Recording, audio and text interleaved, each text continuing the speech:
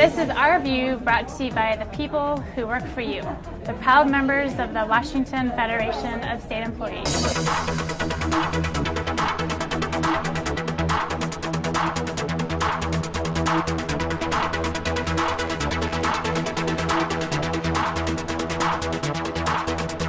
A large group of state employees important to the state's healthcare providers were given a layoff notice just 5 days before the legislator's budget deadline. This wasn't due to a lack of funds, but rather the mismanagement of funds.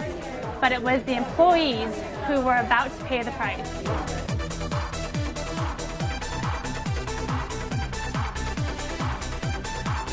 They go through these cuts just in our call center alone. We have a staff of 70, and we just lost 30 positions yesterday without notice. So that's going to drop the amount of calls received.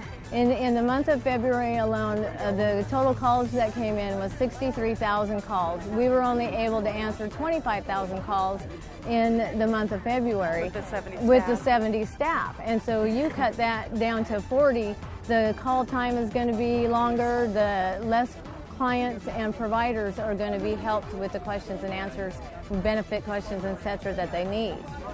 Providers are going to stop doing business with Medicaid, accepting Medicaid clients, and stop doing business with DSHS. And this in turn, clients are not going to have anywhere to go to get medical assistance. They're going to have to go to hospitals, emergency rooms, which is going to increase the costs to DSHS and taxpayers. This burden needs to be taken off of the backs of the state workers and the people that are on state assistance for mental health, physical disabilities, low-income, impoverished people need to stop having this burden on their back for this state deficit that we're in. Well, they're going to be cutting programs, so the general assistance program is probably going to be first.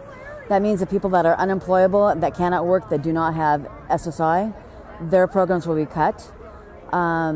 Senior citizens, same thing. Disabilities.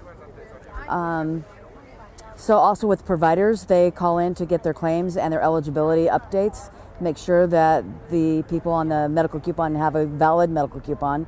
And instead of waiting 40 minutes, they're going to be waiting approximately 3 hours to get an answer. They check their claims, and most providers are not going to be willing to stay on a line, on hold, for 3 to 4 or even longer to get their answers. That is outrageous. They knew about it in November at the very least. They could have said something then. Yes. They could have, we could have helped them in the session to find the money. They said nothing to us whatsoever. When we talked to them today, they said, oh, maybe we can meet with you on Tuesday. We said, ridiculous, we're going to meet with you this afternoon. Sue and I are meeting with them at 2 o'clock this afternoon. We're not waiting until Tuesday.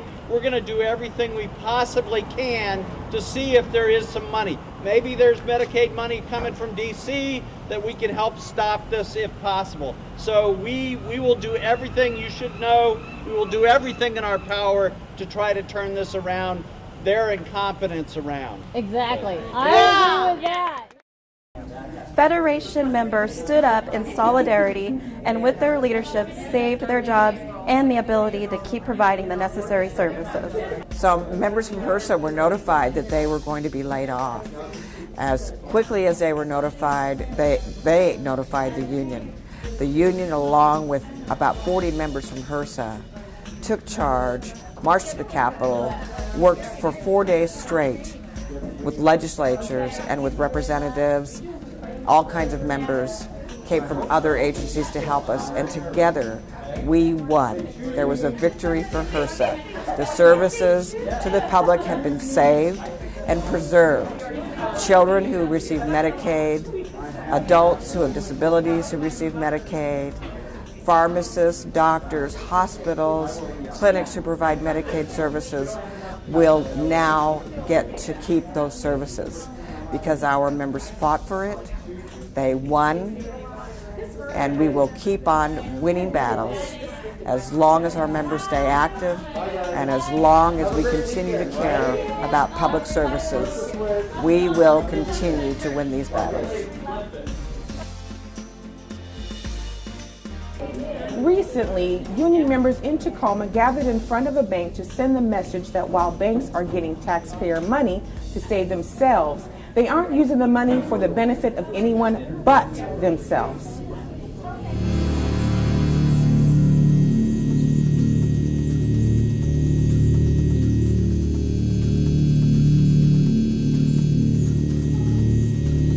Well, we've gathered here today to call attention to the fact that big banks are partly responsible for the incredible recession that we're in. The financial industry was nearly in ruin, and taxpayers bailed them out to the tune of about $700 billion. They use that money, and we're here at Bank of America because they're one of the worst actors in this.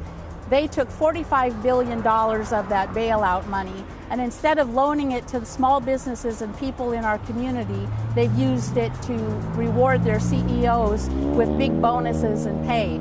$29 million.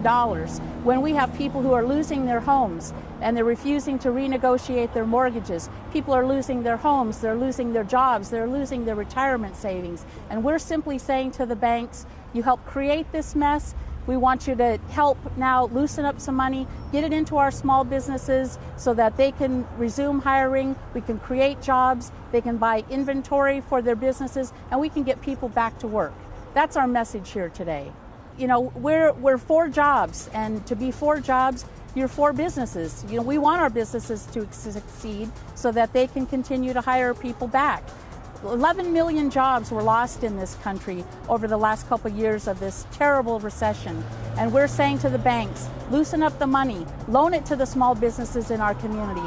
Let's hire people back to work. Let's buy inventory. And as you can hear, we have a lot of support here with folks who are saying the same message, that stop the bailout money, stop the big bonuses, get the money back into our community so that we can rehire workers and get some of these jobs back and make our communities stronger. Helping people connect with jobs is part of the mission of the state's Employment Security Department. To do this, the department has been holding job fairs where people tend to gather. The Department of Employment Security and WorkSource Thurston has developed a relationship with Westfield Capitol Mall to pull people in to interview for jobs and to apply for jobs at the mall, so we can try to expand the search of people as well as employers to bring them together. Today's event at the Capitol Mall was to hire certified nursing assistants with specific qualifications that have gone to schooling for that, and we have had them pre-qualify at the WorkSource itself, and then they came in today to interview for the position. With the hiring event today, we did do pretty well. We had quite a few people that came in that were qualified.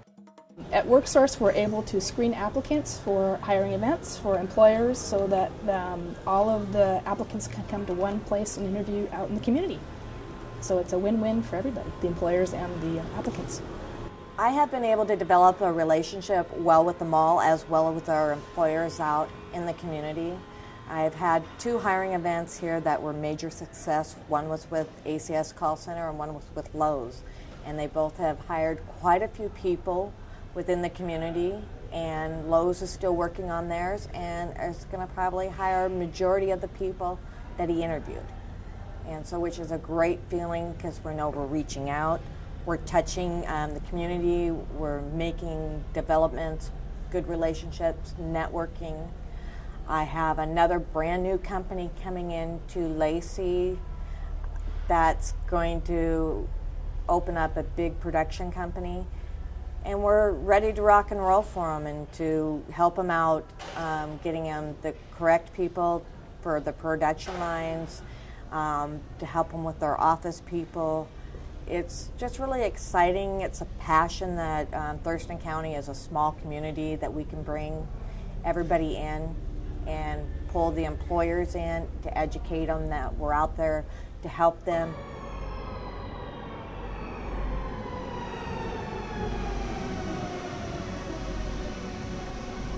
A look at our union history. Here's Ross Reeder. Famous labor personages born this month are Mary Harris Jones, better known as Mother Jones. She was born in Cork County in Ireland in 1830.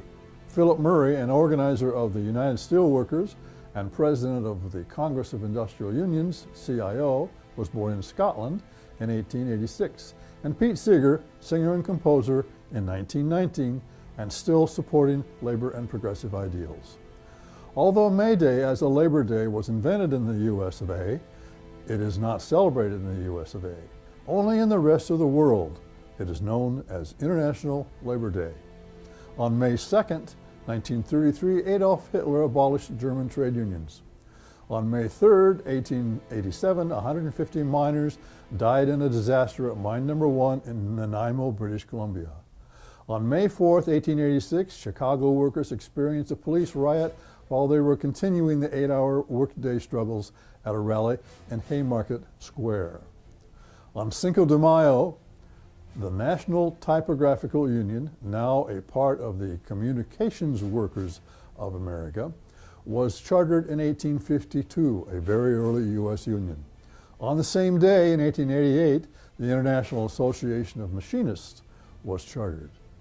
On May 6, 1935, the Works Progress Administration, a major job creation project of the Roosevelt administration during our first Great Depression, took effect. Wow, that's a busy week, eh?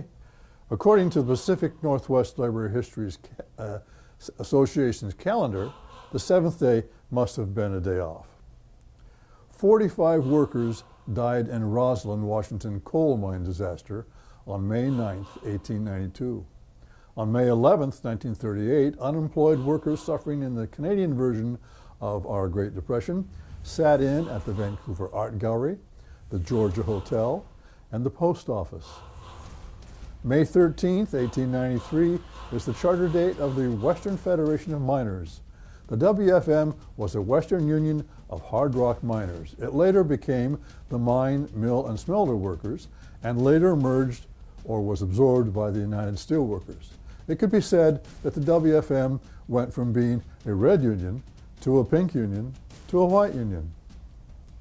In Portland, Oregon, on May 14, 1928, the first city worker union in that city was chartered and is still there. That's Laborers Local 483. That's enough May for this year. You've been watching Our View, brought to you by the proud members of the Washington Federation of State Employees. We remind you, when you accept a paycheck for your hard work, you don't give up your rights. Thank you for watching.